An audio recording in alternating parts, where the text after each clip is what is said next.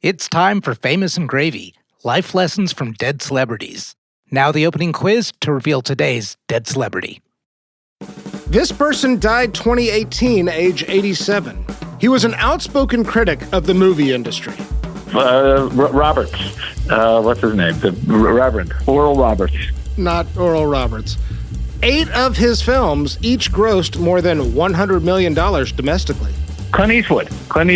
Not Clint Eastwood, who, as of this recording, is still with us. Ah, He wrote his most famous screenplay while teaching creative writing at Princeton. not Oliver Stone. Not Oliver Stone, who, as of this recording, is still with us. He made headlines in his famously thin-skinned industry when he declared, "Nobody knows anything." This could be anyone. Nobody knows anything?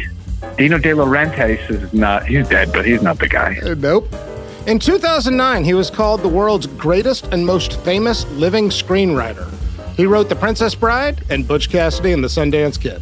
Oh, Jesus. The Princess Bride. We read that, right? Looking at my daughter. Which one? Remember The Princess Bride? Yeah. No, this is no good. I can't go to a 7-year-old for guidance.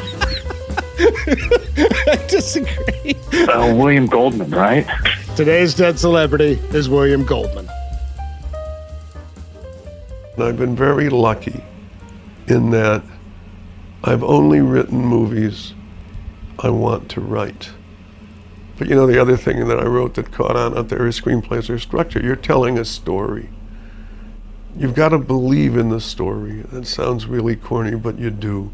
You can only write what you think you can make play. If you try and do something that you don't give a shit about, you're not going to get it made. I think what we do is write what we hope will move us. And we hope that you can translate that emotion to the reader. You want to move people.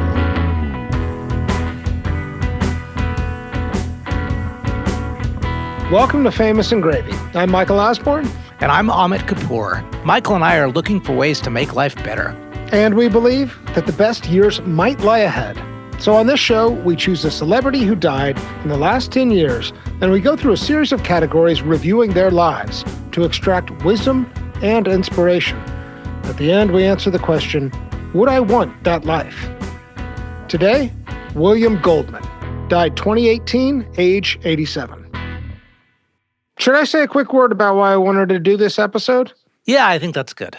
I think more than anybody else we've done on this show, this is the person, like before we started Famous and Gravy, this is the person whose life I thought I wanted. And I really wanted to hash it out with you. I don't know what my answer will be, but this was a life I aspired to once upon a time. I'm excited to get into this. And then on the complete opposite end of that spectrum, I didn't even recognize who it was. I didn't even know the name.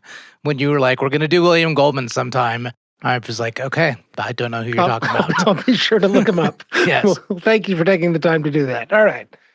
Category 1, grading the first line of their obituary. William Goldman, who won Academy Awards for his screenplays for both Butch Cassidy and the Sundance Kid and All the President's Men, and who, despite being one of Hollywood's most successful screenwriters, was an outspoken critic of the movie industry, died on Friday in Manhattan. He was 87. Well, damn it, no Princess Bride? Well, that's my first reaction. I mean, That was our whole title. it's an outrage. I'm very angry about it. There's actually, there's a lot of things that I got frustrated around. So I guess let's talk about Princess Bride first. Do you think that is his most famous movie? In terms of our generation and probably 15 years surrounding us in either direction, I would say yes. I would say 50 years into the future as well. Well, that's the public opinion, but that's also his own opinion. It's his own pride and joy. Yes. It wasn't a box office success exactly. It is somewhere beyond cult. I think it's also very singularly his because it was a book before it was a movie. But it's also like so beloved and so like cross-generational, cross-genre. It's such a masterpiece. By the time he died, I would like to think it would have been recognized as such and therefore should have been mentioned in the first line of his obituary. Yes. Is that the case you're making? Was that your reaction in not hearing it? Yeah, very much so. But there's also this meta thing that's going on. And I assume you saw the same interview I did from, I think, 2000 or 2001, where he said, when I die, this is what they're going to put in the first line. Bill Goldman knows that when the time comes to write his obituary, the first line will be... Academy Award winner. Oh, and the second line will be the famous phrase you wrote. Nobody knows anything. Right. Do you have the second line in front of you? So I've got it right here in front of me, and no. The second line says the cause was colon cancer and pneumonia. But then in the third paragraph, which is kind of the third line, they mention more of his movies. So Princess Bride is, I think, a high nominee for omissions. Like, I would have found a way to include that in the first line of the obituary. I also think this whole, like, nobody knows anything, I mean, that goes beyond Hollywood. That goes beyond entertainment now. I think first sort of leapt off the page when he wrote it in his 1983 book, Adventures in the Screen Trade, and it became like something that was kind of like, I don't know, a common joke in entertainment. And even beyond, it's just used as a headline, to describe anything, to describe politics and so forth. It's analogous to Everything is Copy from Nora Ephron, right? Do you think that's first line stuff? Well, that's what I was going to say. I do think it would have been hard to get it in there. It would have been kind of clunky. But I still kind of want it in there. I'll tell you what I also have a real problem with in this first line was an outspoken critic of the movie industry. I don't think that's actually fair. I think it's sort of true, and I think in a way that's what they're nodding to, in as much as they didn't include Nobody Knows Anything. I think that when they refer to him as an outspoken critic, that's kind of what they're saying, but critic makes it sound like he's going around bad-mouthing. I don't think that's true. I think he offers analysis, and I think he does talk about how confusing the entertainment industry is, but I don't think he's exactly a critic. I vehemently disagree with you. So I watched a number of interviews over the last several days, and it seems like in every interview he gave, he is indeed bad-mouthing the industry. Like, he has this position that art and commerce cannot coexist. This will drive you mad, but I believe this is true. Very simply, people go to see hits because they want to see that movie. They don't go to see flops because they don't want to see that movie. It's as simple as that. And the problem Hollywood has is they can't figure out why. Studios are in business for only one very, very good reason: to stay in business, to show a profit to their stockholders. And that was like the driving force behind a lot of not only his books that he wrote about the industry, but even in his gripings about many of the works that he did, with the exception of some of the titles we mentioned. Okay, so first of all, I disagree. I don't think he's saying art and commerce cannot coexist. I think he is saying they often don't. And if you love movies because you love the art, then you might be frustrated because it is not art that drives it, it is commerce. So I think his audience is people who aspire to be into the entertainment industry. But I don't think he's saying that's a bad thing or a corrupt thing. I just think he's saying it's a confusing thing. I think there's a difference between those. I don't know. I disagree. I think it is a criticism, but he offers no way to correct it. I guess maybe this is semantics around the word criticism, because I don't think he's like a jerk. And I think that to say outspoken critic makes it sound like he's going around bad-mouthing. Do you and I just totally disagree on this point? I think we do, and I think me and the obit writer may agree. This is, let me put it this way. At the very least, this would have been the fourth or fifth thing I would have said about him. I think that both you and the New York Times need to look closer. I think you're confused, Michael. You said the word love. This is gotten off to a nasty opening start. I love it. All right, let's fucking go. This is a critical start. So you use the word love, and what you're saying is that you cannot be a critic and love it. I think he loved the industry. He was a critic with love. Fine, I'll grant you that. And I think that that's the point that's lost here. Outspoken critic, it loses the love point for me. Maybe we've arrived at the same thing here, is that what it's missing is his pure love for the art form, despite his outspoken criticism. So they're just missing a modifying adjective rather than outspoken. So let's rewrite this, like a loving critic. Yeah, loving critic, but that would just be confusing if you were to write it that way. I mean, this is a really important grand theme, I think, that we've kind of hit upon that we see in society today is that you cannot be a critic and be loving, whether it comes to the United States of America, whether it comes to the state of Texas, that you have to choose one or the other. You're either a critic or you love it. And what you and I see in William Goldman is he is a critic who loves it. And there's careful language that needs to be used in order to convey that. Okay, so 3 things I have to say about this obit. It's missing the Princess Bride. It is missing the nod to nobody knows anything and this outspoken critic thing. I think with that, I have my score. I'll give it a 6. It's not wrong. Butch Cassidy and Sundance Kid and All the President's Men were the ones that he won Oscars for. That makes sense. Princess Bride is so beloved that I feel like you need to try and get that in there. And Nobody Knows Anything is so important that I would have liked a different nod to it. But this is a complex man with an incredible range of work. And I think that they did a 6 out of 10 job of capturing that. So I'm going to go an 8, and that's only for Princess Bride. Oh, wow. Like I said, I have no problem with outspoken critic. To me, that doesn't necessarily mean that you hate it. And that's a very important discussion we just had. Okay. Category 2. 5 things I love about you. Here, Amit and I come up with 5 reasons why we love this person, why we want to be talking about them in the first place. I think you're going first, given that this whole episode was your idea. Okay. This is not going to come out perfect, but I'm going to try it. I wrote Inconceivable, a life philosophy from a lifelong teacher. Okay. So, Inconceivable, the famous line from Princess Bride, obviously. He didn't fall? Inconceivable. You keep using the word. I do not think it means what you think it means. So first of all, I do think William Goldman is a lifelong teacher. He mentored a lot of people, and he had thought before Butch Cassidy sold that he was going to be a professor. Like that was the life he envisioned for himself.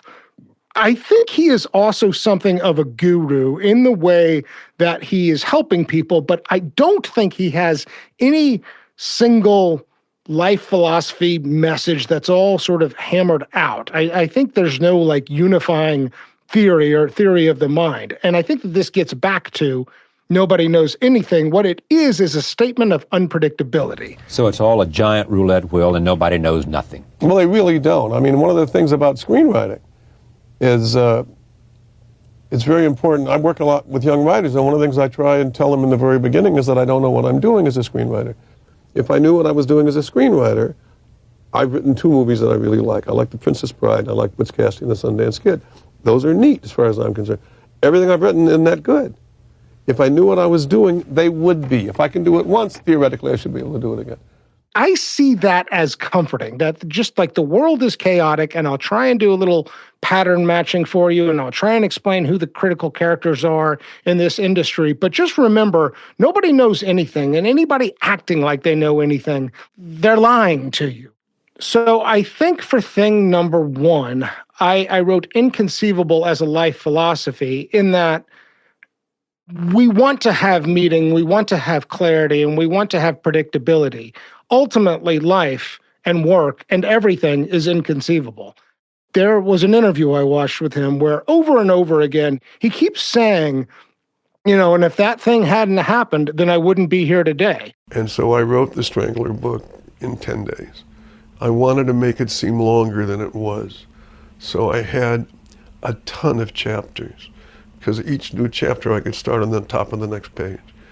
A lovely actor named Cliff Robertson somehow got a hold of No Way to Treat a Lady.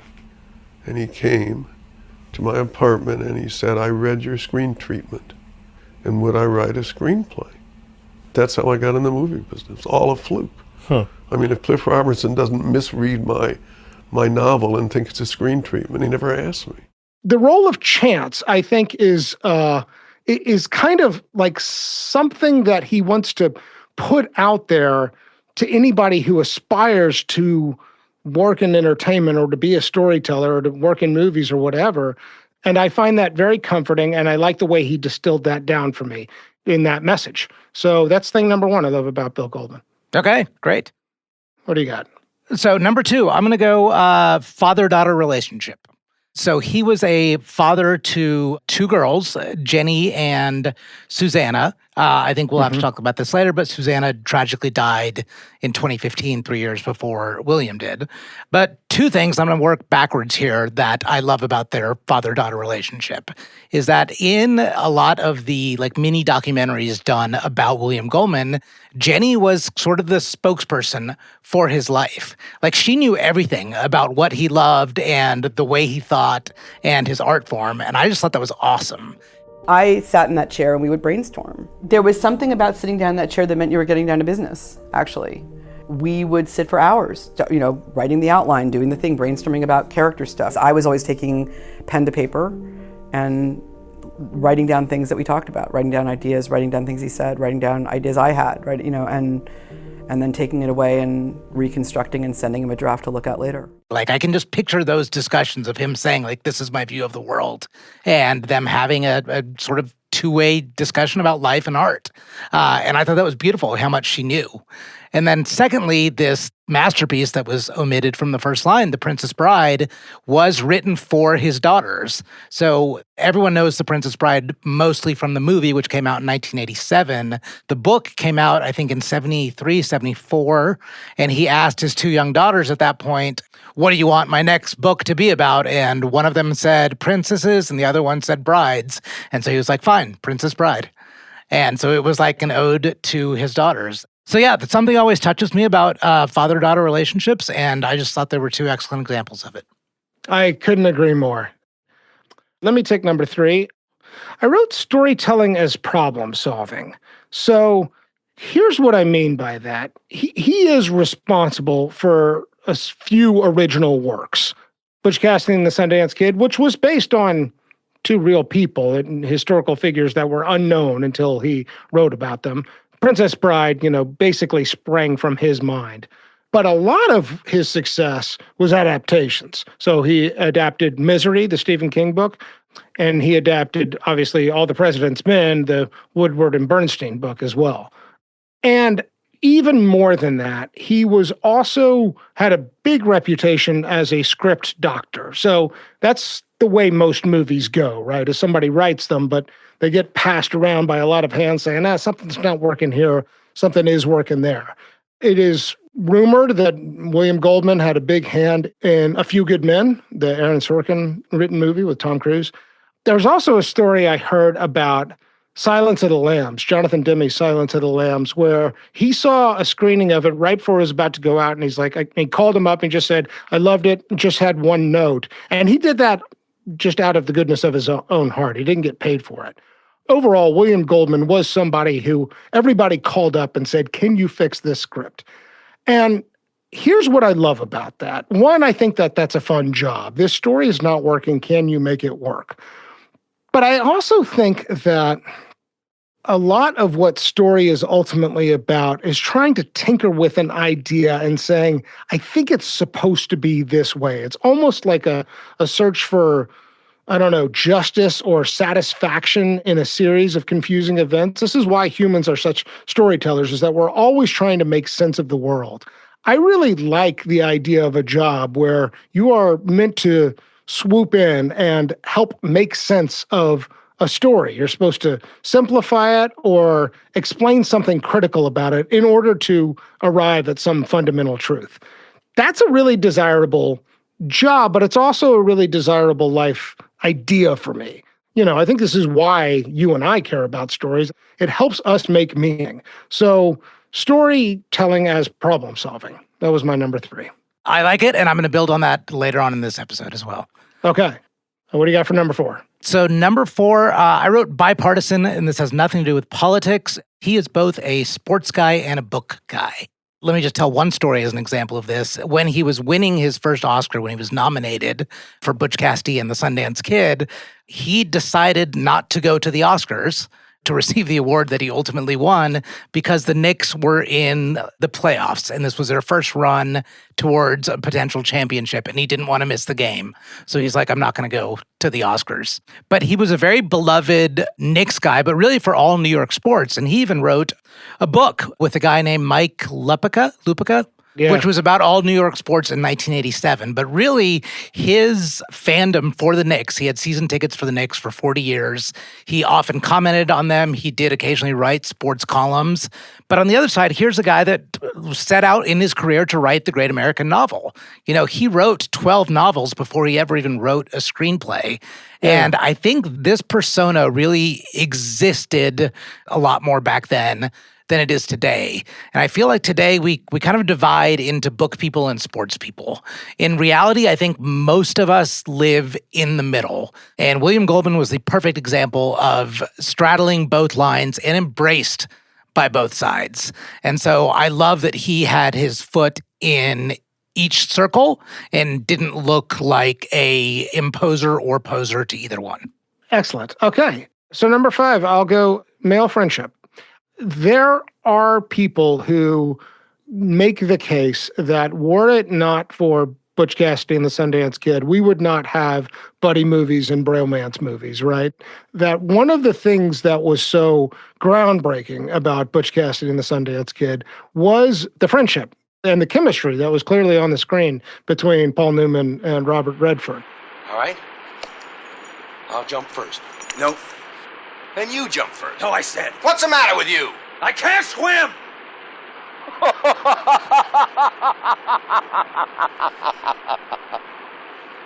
Why, are you crazy? The fall will probably kill you. Oh,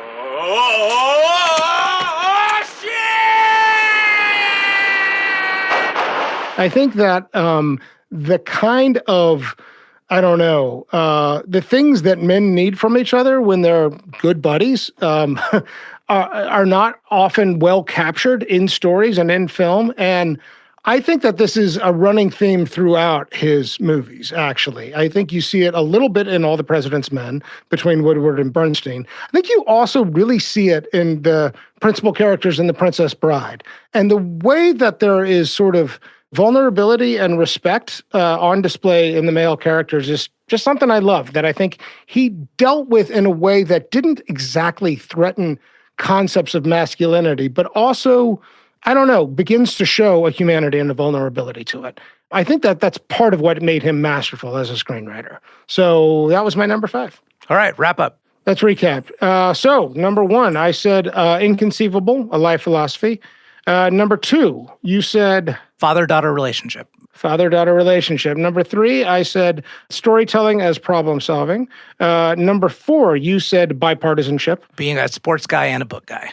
And number 5, I said male friendship, and just the way he captured that in his movies. Okay, let's pause.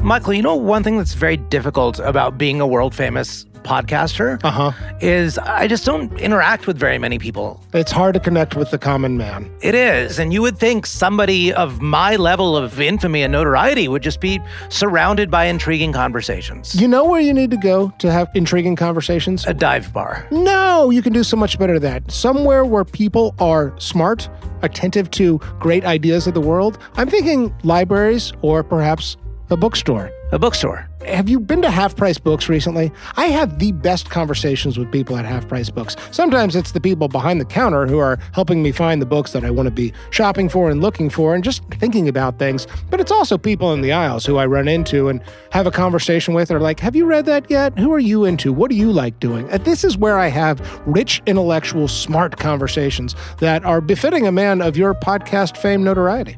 Really? Yes, and do you know where you can go? Do you know where Half Price Books exists? I do, but first I'm going to check out the all-new hpb.com, then find my local store, plan my next trip. Perhaps I'll buy online and pick up in store or create my own wish list.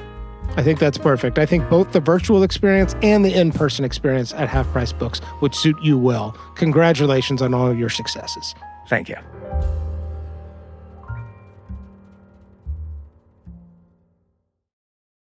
All right, category 3. Malkovich. This category is named after the movie Being John Malkovich, in which people take a little portal into John Malkovich's mind and they can have a front row seat to his experiences. This is a fairly well-known story, but it's something that, to me, gets at the nobody knows anything idea. So his breakout success came with Butch Cassidy and the Sundance Kid. He spent something like 8 years researching the story. When he actually wrote it, it took him about 4 weeks. And when he talks about it in his book, he said, when people ask you, how long did it take you to write? It's like, it's more like 8 years rather than 4 weeks. But I was agonizing over it for a long time. He, through a series of events, he eventually finds an agent who holds an auction for it. The script doesn't sell at first. There's only one studio that shows any interest. He does a little bit of rewriting, and all of a sudden there's this insane bidding war, and it sells for $400,000, which at the time was an unbelievable amount of money. It's still a lot of money. It's the equivalent of $3 million today, I remember. Right. Like, this was a red-hot script for whatever reason. When the movie opens, the critics hated it, including episode 16, Roger Ebert. He gave it 2.5 stars. They think it's going to be a disaster. So William Goldman is walking around New York with George Roy Hill, the director, and they're like, they're feeling down and in despair about what this movie is doing. They end up going into a theater, and they're talking to the manager of the theater, and he says, to their surprise, we can't sell enough tickets. Everything's selling out. And George Roy Hill, the director, goes, well, would you call the other theater on the other side of New York just to see how they're doing? And it's the same exact story. This is the theater in Times Square. And so all of a sudden they're like, maybe it's not a total disaster. The movie goes on to win 4 Academy Awards and is the box office seller for 1969. Here's why it's my Malkovich.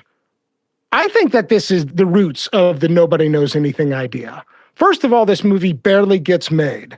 Like, he's struggling to sort of get it to the light of day.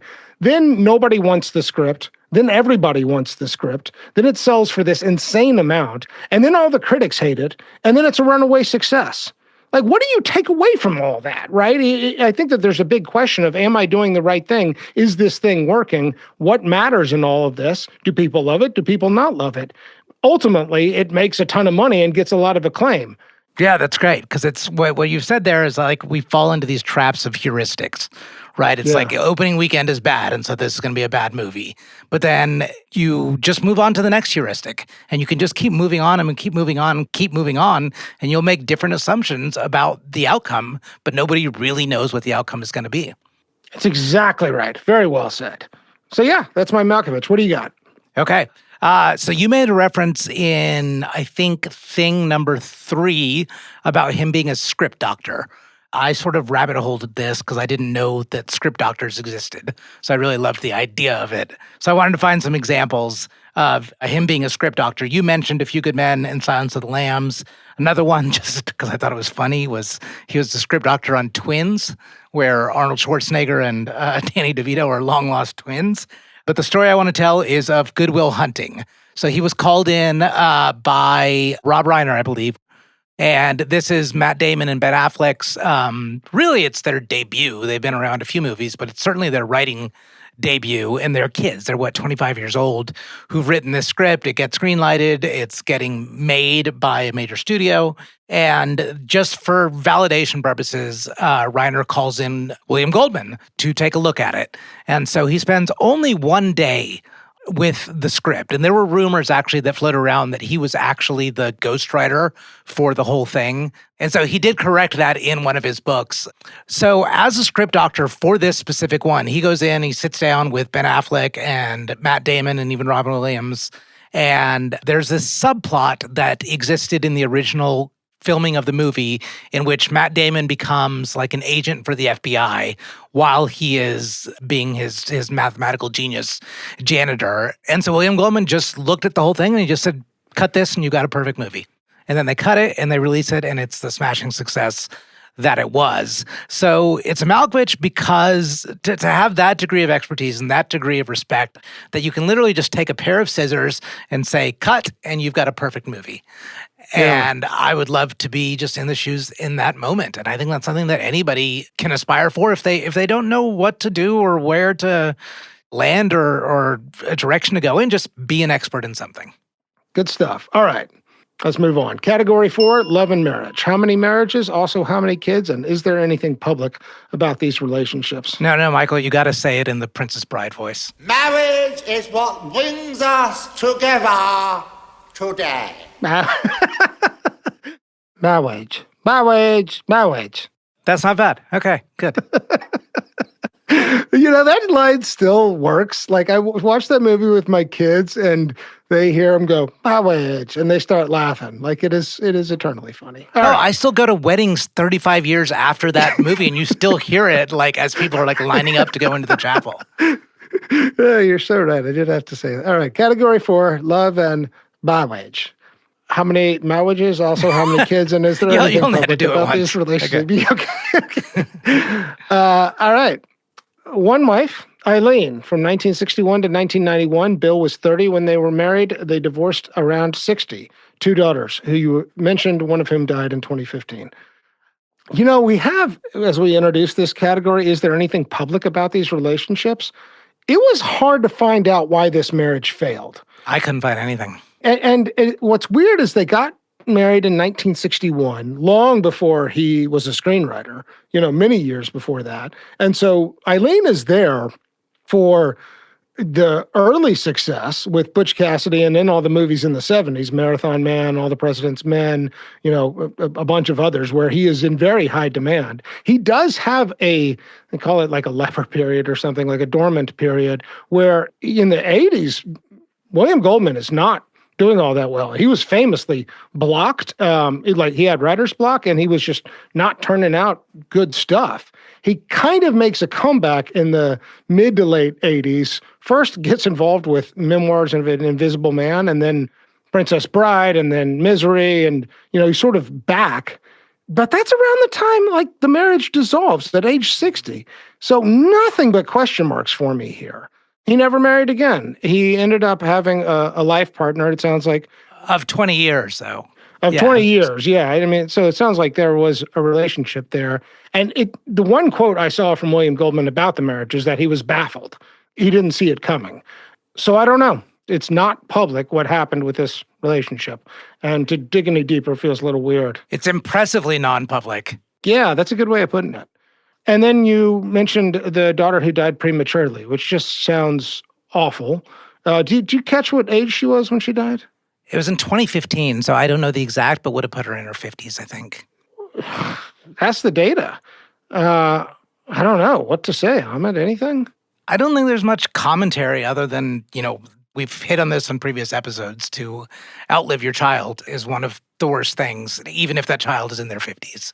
And this also comes from a guy that we haven't gotten to this early on in his biography. He lost his father at age 15 to suicide. For the last 4 years of his life, he lived upstairs in the house as I was growing up, and then he killed himself when I was 15, and I found his body, and no, I've never written about it. Mm-hmm. But it was a very fucked up childhood. Yeah, so there are some very tough, tragic bookends to family life here. I feel like this point has come up on previous episodes as well. When somebody lives as long as he does, it's sort of inevitable there's going to be those kinds of life tragedies, I guess. And so I just don't know how much to weigh them as we sort of look at pieces of desirability. But I am very confused by how somebody who seems to be smart, seems to be successful, has a marriage fail at age 60 when his career's in not terrible shape. It's confusing, right? That's why you write one of the most famous lines saying nobody knows anything. Who knows? I guess maybe that is the point I'm trying to make, is there are other things about William Goldman's life that are clearly would optimize for good long-term partnership, not just in terms of superficial, he had money and was handsome, but actually was smart and seemed to understand relationships that you just don't see. It's not playing out here. When he wrote that line relating to box office successes, no matter how well they pilot tested or screened, and then you have no idea how the movie does. I mean, look at marriages. You have all the signs that something is going to be completely compatible, but then there are black swan events, and there are people that change, and there are different things thrown at you. And you can't predict. We just don't know. The fact that he describes it as being blindsided is confusing. That's the thing I think I'm hung up on. That he didn't see it coming at age 60 or so. That's where one would think they would know if a relationship's going well at that age. But who knows? Yeah. All right. Category 5, net worth. I've got a number. Did you look this up? I do not know it. Did you write down a number on a piece of paper? I did. I wrote down 12 million on a piece of paper. Final answer, 15 million. Good for Pretty me. close, Amit. Very close. I'm impressed. How did you arrive at 12? Residuals. Like you've got these, especially Princess Bride, I think, which is still, played in syndication on cable. Really with only 3, I don't think being a fixer, a script doctor is going to pay you more than, 20 grand a hit or so. So yeah, my thought was he had these 3 hits, which were dated, 1969, 1974, and 1987. And all 3 of which, still circulate. I mean, I remember watching All the President's Men in high school. By in high school, I meant literally in our government class. We watched All the President's Men. So these movies are being circulated around. And that's how I just randomly picked 12 million because I thought it would be higher than other expectations of screenwriters. Couple of things. I expected a higher number. One, because I think he worked on some very successful movies, and it's not just the originals. I think he was very in demand as a script doctor. I also think that his books, I don't think that the direct sales of those were so much, but I do think that they certainly didn't hurt his reputation for being a script doctor, right? That if it came to be, if William Goldman was going to look at your script, that this must be a serious movie, that's something you could actually charge for. So it does sound like he had a very nice apartment in New York, and he had season tickets to the Knicks, both of which are, that's kind of rich guy stuff. And 15 million is rich guy stuff. But I don't know. I actually like the number, but it's less than what I thought. I was expecting more like 20 or 25. I think that, we didn't call this out in the first line of his obituary. There's a few intersection points with Nora Ephron, actually. Died in Manhattan. He was a New York guy. He wouldn't live in L.A. He thought that living in L.A. would make you crazy. He's a very, New York figure that way. It's one of the reasons I actually wanted to do this episode is that his lifestyle has some real desirable qualities to it for me, from what I can see. Finer things. Okay, let's move on. Category 6, Simpsons, Saturday Night Live, or Halls of Fame. This category is a measure of how famous a person is. We include both guest appearances on SNL or The Simpsons, as well as impersonations. This may not surprise you, 0 for 4. Nothing. Yeah. Nothing anywhere. One thing he did say about screenwriters is that most of them do want to direct. Ultimately, what they have a goal on or their eye on, people who say they want to be screenwriters, is they want to be in control over the whole story. He was like, I would never want that job. It holds no appeal to me. All the problems they have to deal with, all the headaches. It's not worth it. So never any directing for William Goldman. He does, of course, have 2 Oscars, though, and that counts. Yeah. I'm sure all the works were parodied in Simpsons and Saturday Night Live.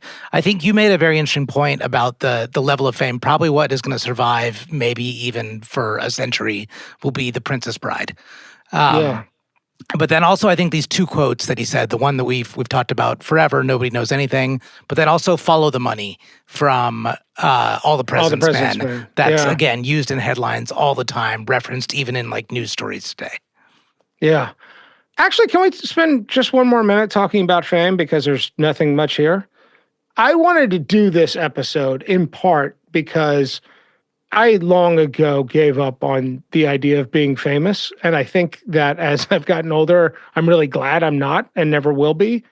Author fame, writing fame does still hold some allure for me. I don't think that's going to happen. I don't have the discipline to go into a room and bang away at a keyboard for hours, every day. And I think it does require that discipline. And William Goldman, for what it's worth, says, writing is never fun. He's very critical of his own stuff, with the exception of Princess Bride and to some extent Butch Cassidy. He hates his own stuff, which is weird, right? I don't quite understand that, but maybe we'll talk about that more in a minute. But what about you? Does being a famous writer look more alluring than other forms of fame? Oh, without a doubt. And I think partially it's because you don't have facial recognition most of the time. You don't have the invasion of privacy that comes with nearly all other types of performance fame, yet you have great import on the way that you work your way into people's hearts by the stories you write. and the things you tell, expose, document, whatever it is. I think it's the most desirable category of fame. However, I think it sounds like one of the least desirable professions out there for the solitude. Yeah, that makes sense. I hear you about solitude. And this is why I think in an earlier part of my life, being a screenwriter looked like fun, because I thought you would have been in community and in collaboration with people. Okay, category 7. In this category, we look at the life expectancy for the year somebody was born to see if they beat the house odds and to look for signs of graceful aging. Life expectancy for a man born in the U.S. in 1931 was 59.4 years. William Goldman made it to 87, so over by 28 years. And it does sound like very, very graceful. He was appearing in interviews all the way up to 2015, 2016. Last 3 years, I think that there was a bit of a decline and the body was starting to fail, but he was still very sharp and very with it. It was ultimately pneumonia, is that right? Cancer complicated by pneumonia, but I mean, he was 87 at that point. That's a good ride for somebody born in the 30s. Yeah, 87 seems like that's a great ride. And he also had a kind of sharpness in his eye. Like there seemed like he was looking, thinking, and was present and engaged. And I think that that's what I care more about in terms of graceful aging, is not necessarily the body, that matters, but the mind. And the mind still seems very active. I was curious. I couldn't find much on alcohol or drugs. I wouldn't assume drugs with him, but like the profile just speaks to like you'd expect somebody like this to be a big drinker, but I didn't see it. You know, I think he had his distance from Hollywood, and I think he was in love with New York. And I do think that he was shy on some level. I don't know that he was going to a lot of parties and mixing it up. So he sort of seems like that's his disposition. Yeah, he's got kind of this gruff, debonair exterior, which were words that I took directly from other people describing him in eulogies. Yeah, that's a good description. All right, let's take another break.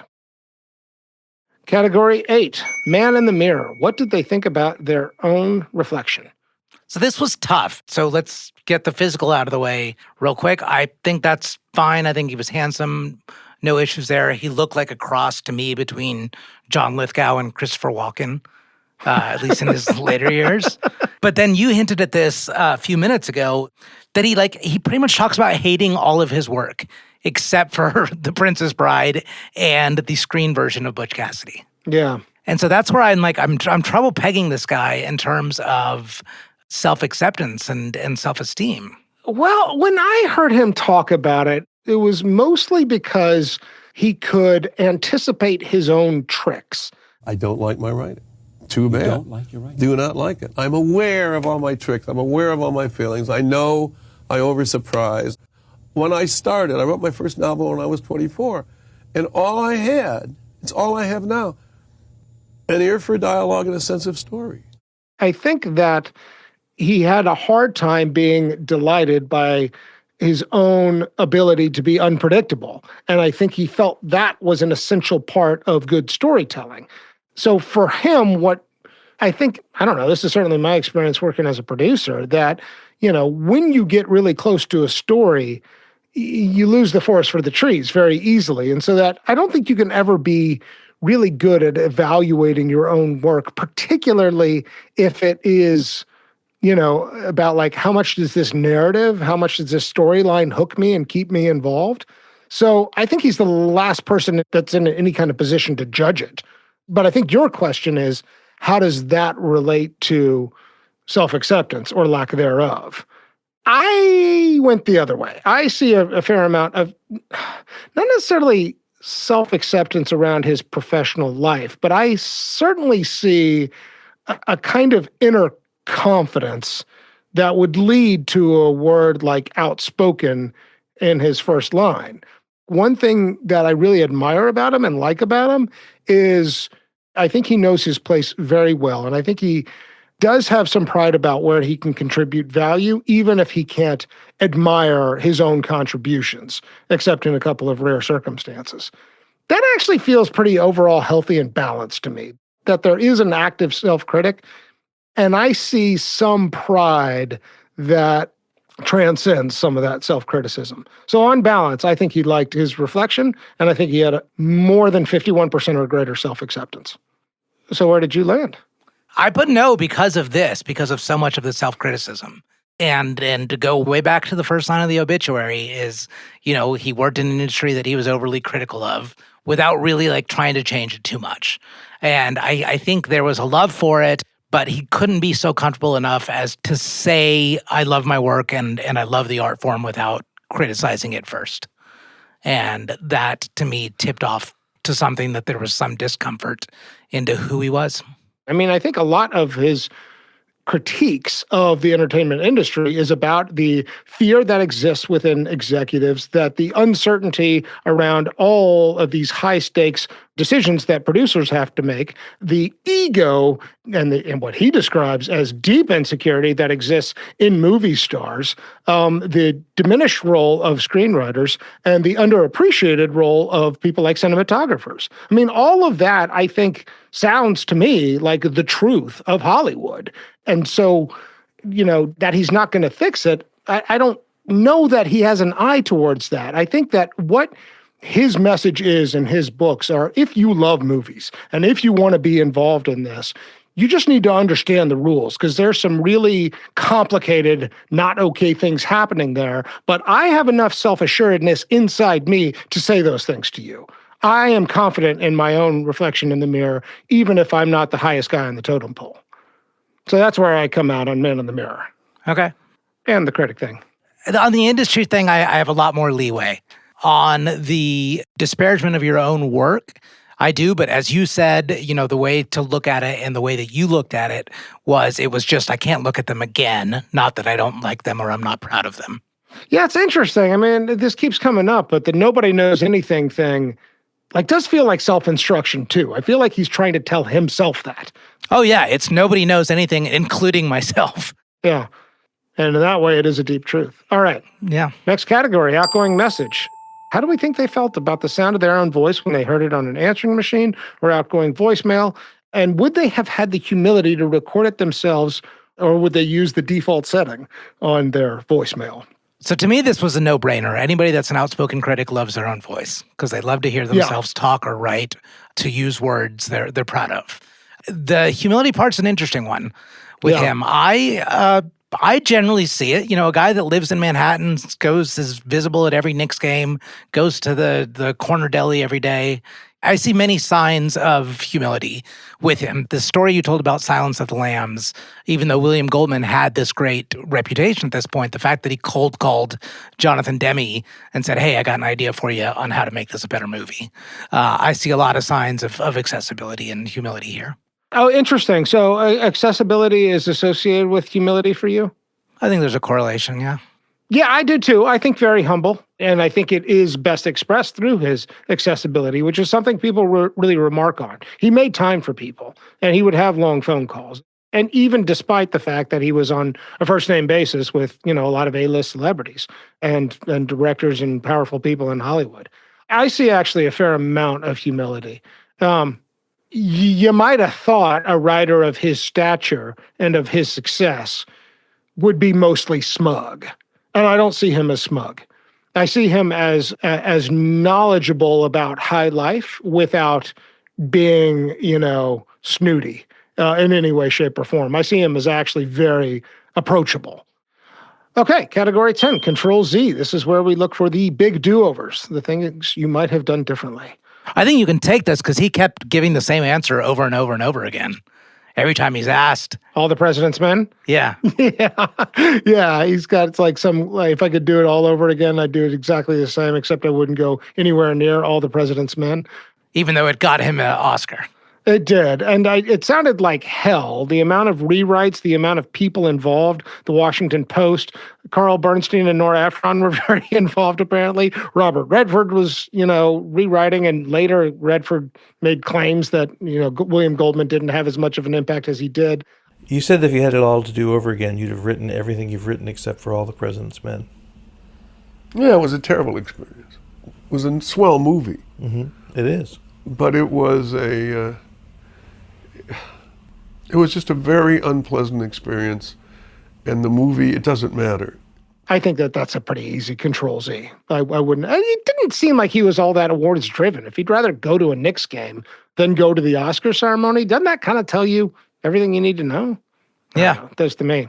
Yeah, I've got a couple other rapid fires on this. So also that he never made a basketball movie, being the basketball buff that he was. He did actually write one, and it sounded like it would be pretty good. It was going to take place at a university, an unnamed university in Texas, where Danny DeVito, I think, was going to be the like corrupt basketball coach, and John Cleese was going to be the corrupt dean of the university, and they were going to recruit this like secret talent out of Africa, but it never got made.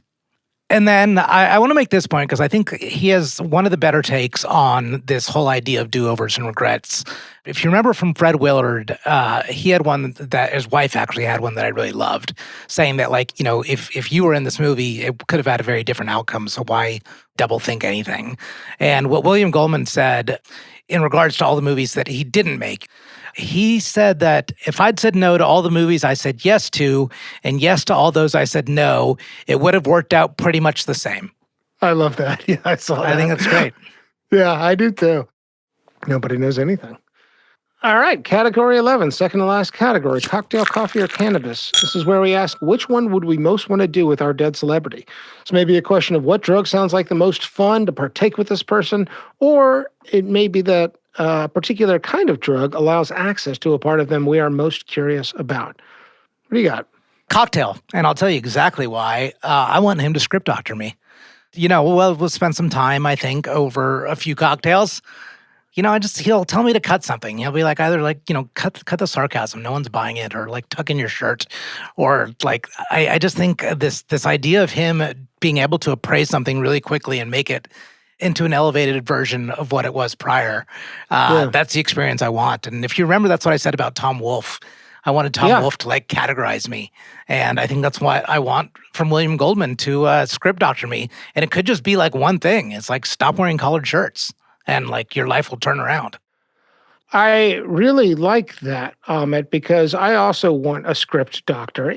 Basically, I'll go ahead and say I'd have coffee for exactly the same reason. I couldn't have put it into the words you put it into. Those are perfect words. But I absolutely want somebody to offer me a little bit more instruction so that it is a story that I'm a little bit more excited to be experiencing and living. Maybe the story's perfect as is. Maybe I need more self-acceptance with where I am and what I'm doing with my life. But I would like to add some parts and remove some others. And I wouldn't mind having somebody who is a master storyteller tell me which parts to invest more in and to leave behind. I feel like we could all benefit from that advice. That's not excessive self-criticism, or maybe it is, but I really like that because I think this is why we love movies. I think this is why we love books and podcasts. This is why we love any story through any medium, is that, you know, it tells us, if we were in control, how we'd like it all to go down. And I'd like somebody who has just impeccable sensibilities to help me with that. Your answer is beautiful, and I want the same thing with coffee, just so we can make it all move a little faster. Yeah, I hope he tells you nose ring. that you mean like really a middle one, like the bull ring? Or you know what? The bull ring always works with the bald head. If I believe that the best years might lie ahead, I mean, if that's what it takes, I'm open to it. Maybe that is the thing. All right, we've arrived. The Vanderbeek, named after James Vanderbeek, who famously said in Varsity Blues, I don't want your life. Ahmet, based on everything we've talked about, the big question is, do you want this life? Yes or no?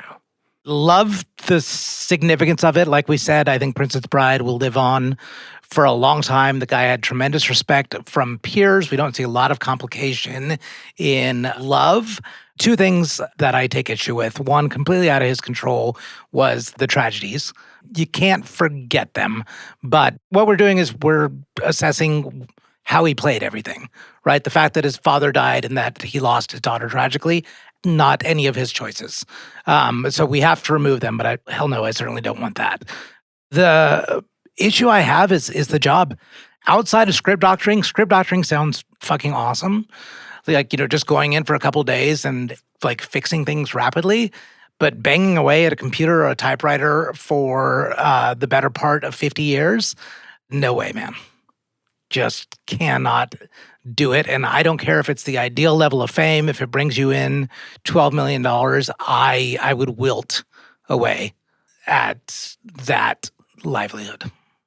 So sorry, William. I think he did it as good as anyone can do it. I have no problem with the still loving your industry and criticizing it, but it's more I don't want your job, William Goldman. And unfortunately, your job is far too coupled with your life. And so I don't want your life, William Goldman. Okay. I'm going to pick up from that thought because I do want this job on some level. I don't think I necessarily want it in this industry, right? I don't want to have to deal with the ego and the insecurity and the bizarre social norms that exist in LA and in Hollywood. That doesn't hold much appeal. But I don't think I would mind sitting in a room and dreaming up stories and trying to find stories that arrive at, deep truths, whether it's about friendship or whether it's about, fairy tale love, or whether it's about horror. But that comes with a big caveat. That is with my interpretation that is not done in pure solitude. If that is done in pure solitude, then I'm with you on it. I don't think that's how it works. I think you have to go out there like Tom Wolfe or Nora Ephron or anybody else and be an observer of people in order to go back to your computer or typewriter and do the sense making. And in that sense, I do like the idea of being a student of story and by extension, a student of humans. And actually, honestly, one thing I realized in getting ready for this episode is that I'm not sure how far away from that I am. Working as an audio producer, I feel like I get to do that, and I'm helping other people tell their stories or workshop their stories, and I love my job. So that part is appealing. The personal life is such a head scratcher, it's hard to set it aside. But there does seem to be a closeness with the children, and maybe that trumps all. And to have this gift to your children of, I wrote you this movie, this book that became a movie that may well live on for the rest of time, that's a gift, and that's a legacy gift. Yeah, I think I want this life, Amit. I think I also really like the way he became a mentor to a wide variety of people. I think he did learn his way into a clear-eyed analysis of the world in a way that did benefit people and help them to see what was valuable, even if there's no grand unifying message. So in that way, I think I'm going to go, yes, I want your life, William Goldman. Okay. That's what I'm glad. I'm glad you ended up there, considering that was, a younger Michael Osborne was like, this is a life I want to emulate. So after years and some deep research and batting it around, you still do. So that's good. Somebody knew something. Yeah. So, Michael, you are William Goldman. You have died. Before you is St. Peter, the Unitarian proxy for all things afterlife. You have an opportunity to make your pitch for a pleasant afterlife experience. You can do so by telling us one unique contribution you have made to the stream of life. As you wish. St. Peter, I was a famous screenwriter, and there's not many of us. I'm not exactly sure how I became so famous, but I was involved in some really great movies, maybe some of the best movies.